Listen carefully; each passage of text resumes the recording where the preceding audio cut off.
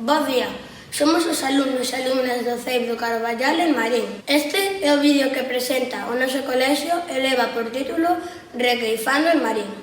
¿Es de Marín? Sí, sí, no me prestas acento, pues gústame a min.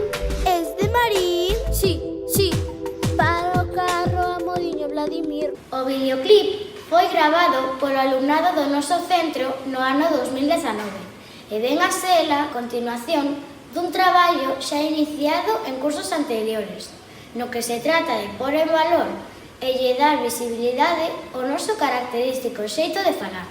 Neste vídeo apreciaremos aspectos propios da fala do noso concello, Marín, encaixado na variedade dialecta do galego do bloque occidental, máis concretamente na parte pontevedresa.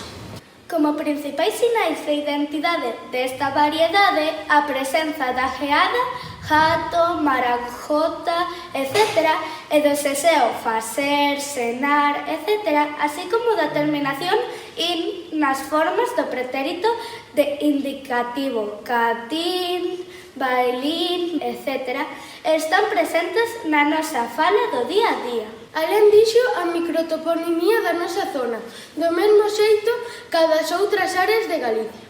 É moi rica e variada. E no vídeo poderemos apreciar algunhas destas palabras que non entenden ninguén máis ca nós. Punga Marín, tal tal bin, Marín, mirín, mirín, Santa da Marín, tropa do Carballo, Marín, pobo infeliz. Hai no vídeo expresións como fun a Marín, tal fun, tan bin, xente de Marín, tropa do carallo, a Marín non vou que mexan no chan, ou Marín pobo infeliz, que fan referencia ao estigmatizado que estivo o noso pobo sempre, sobre todo cando se comparou coa cidade veciña de Pontevedra. A rivalidade entre ámbolos dous lugares ven de moitos anos atrás. Os de Pontevedra sempre consideraron os de Marín menos ca eles e sempre se mofaron do acento da nosa fala.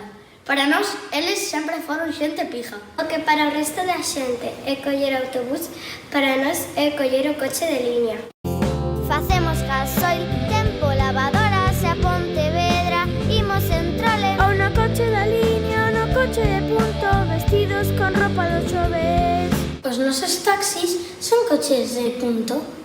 En Marín segue a existir o trole, que é a forma de chamarlle o autobús que nos une con Pontevedra.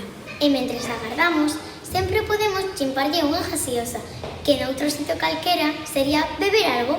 Aquelamos cosos coa chave de loira e nos bares chimpamos moita gaseosa. Dicimos mima por calquera cousa, Marín non chei terra como ela.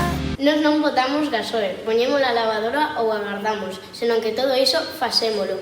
Facemos gasoil, facemos a lavadora e facemos tempo. Para un mariñense, a roupa distínguise segundo os días da semana. Aquí non hai ninguén que non teña chándal dos xoves, que é o día do mercadillo. Záfate, Marín, que eu son fin. Os de Ardán, moita palla e pouco pan. A Marín non vou que mesa no chan, que venden sardiñas ás 3 da mañá.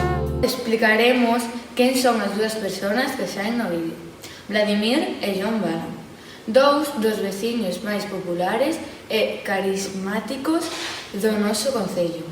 Vladimir Dragosán é un afamado escritor e vampiro de Pontevedra que se criou e viviu os seus anos mozos en Marín. Deuse coñecer cando participou no programa da TVG de John Balan. John Balan, Manuel Oteda Villanueva, nativo de Loira, era coñecido como home orquesta pola súa capacidade de reproducir sons de instrumentos e cantar ao mesmo tempo. Chegou a ser das persoas máis coñecidas na nosa comunidade autónoma. Isto é o que somos, isto é Marín, nin mellores nin peores que ninguén, simplemente diferentes. Este vídeo vai se relacionar de xeito directo co obxectivo 10 de desenvolvemento sustentable, no que se trata de reducir as desigualdades de calquera tipo. Neste caso, as desigualdades que se dan entre o mundo urbano e o rural, ou entre a capital e as vilas que o rodean, sempre consideradas dunha categoría inferior. Agardamos que os guste a nosa historia e vémonos pronto. Vladimir, a Modiño Vladimir, que estamos en Galicia.